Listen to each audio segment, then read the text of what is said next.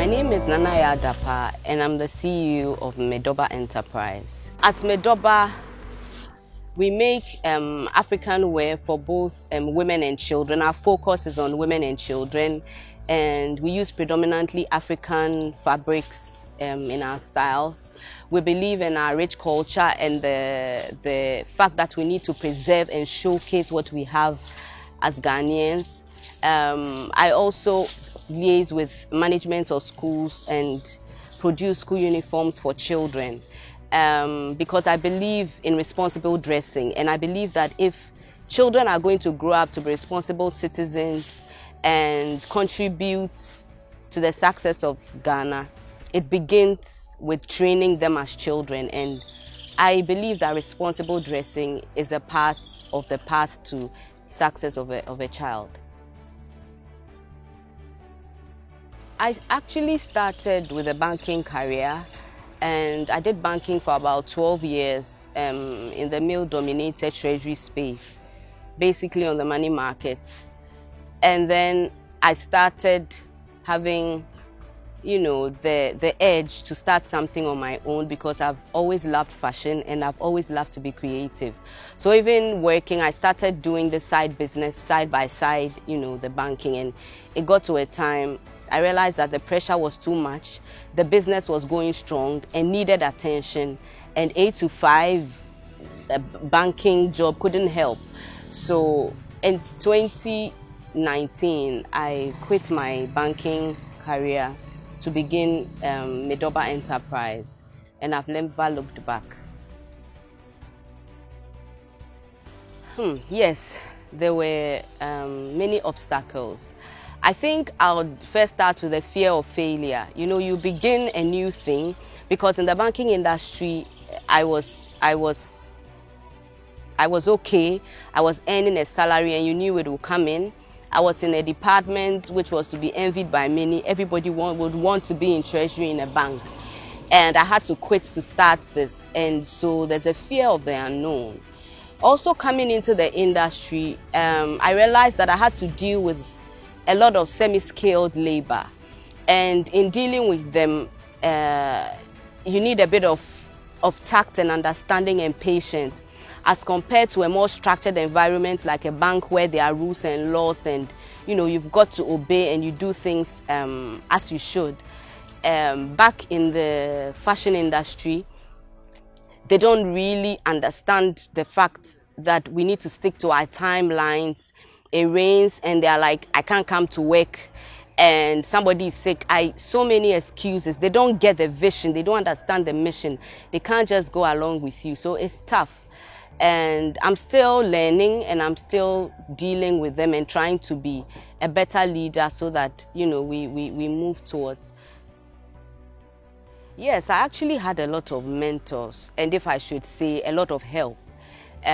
So I've had a very supportive husband throughout, who's helped, in encouraging and funding when he can. My mother is also a fashion designer, so I'm a 4th generational fashion designer. She's taken time to teach me and take me through and encouraged me, being in it. I've had some free tips because of her. Brothers have also been so supportive. And in terms of actual mentorship for the business, the Academy of Women Entrepreneurs, which is an American embassy initiative, have sort of helped some of us, and I'm inclusive, and they have taught us, they've mentored us. We have mentors we go to who help us throughout the journey. If we have a problem, they help to give advice. They've also supported in terms of funding. The program lead, who is Dr. Shola, has been amazing. And they haven't just left us after the training. They're still helping us, along the journey, so that our businesses thrive and, become a success. The African Skills Hub have also been very instrumental in my business as well. There's been some form of training for young females.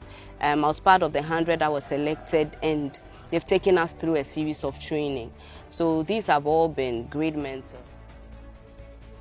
In fact, my faith has been everything. I don't know how Medoba would have chalked all the successes and have gotten this far without God.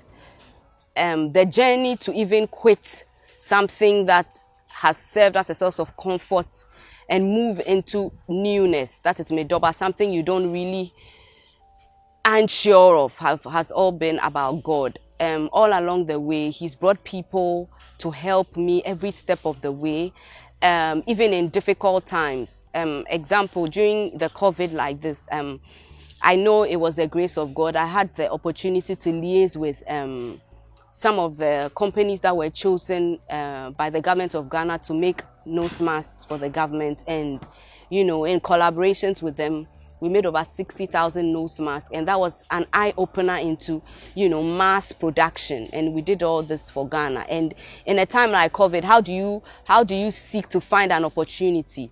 God has been there from day one, and He's been with me throughout the high times and the low times. And I can't say that I've done this all by myself. I couldn't have made it this far without God.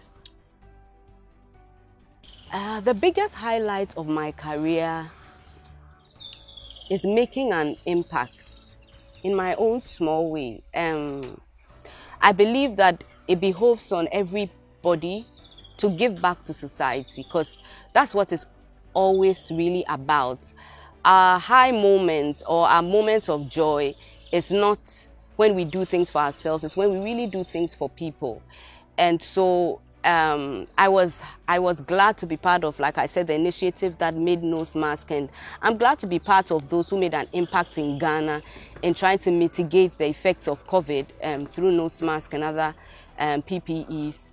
I've also started to train some young ladies, giving them the basics of dressmaking so that they can earn a living for themselves. And there's a Kayaye project that I'm working on with some of my colleagues to get into the markets and educate them about good grooming and how they can better their lives as women, and we're going to donate to them. So really the highlight about Medoba is always the initiative or the drive to give back to society, especially to women and children. As I'm from a single home, and my mom just single-handedly kind of took care of us, and so I know what it is for women to be burdened and to do all the work alone. And giving back to women and children is always a heartbeat that I have. Yes, I'll tell young ladies that we should always dare to be everything that God made us to be. We should, I always say, live full and die empty. We should make sure that as we live, whatever we were called to do or whatever passion or desire you have, you follow hard after it. And with God, it will all be well. The Bible says that it's our gifts that will bring us before kings and prominent men. It's a gift that God gave you that will bring you prominence, that will bring you in the limelight.